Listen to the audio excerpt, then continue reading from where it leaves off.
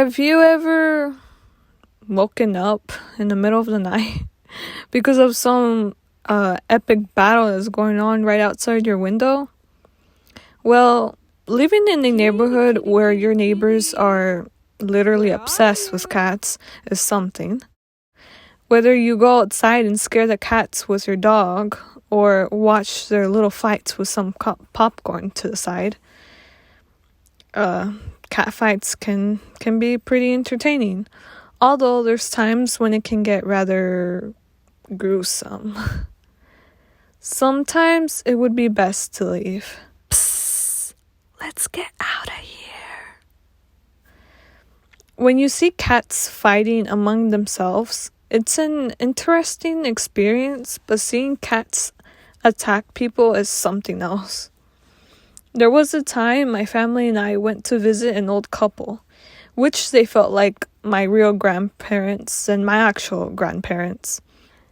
Miss you guys. The old couple had a pet cat. His name was Snow, or he also goes by Snowy. Overall, he was a good cat, but he didn't like to be disturbed too much. My sister and I touched him for a bit outside their house, so then I just turned around for a few seconds because I wanted to eat some delicious crackers that my granny gave us. And the next thing I hear is a ow!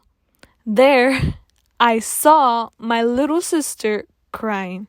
She was bursting in tears. She bothered the cat so much that he attacked my sister. Why did you keep touching Snowy? He was too cute not to touch. Every time. This happens every time. And that was the day my sister learned to keep petting cats. Cats are pretty crazy. P.S. That wasn't the only time she was attacked by cats, and to this day, she somehow knows how to bug them.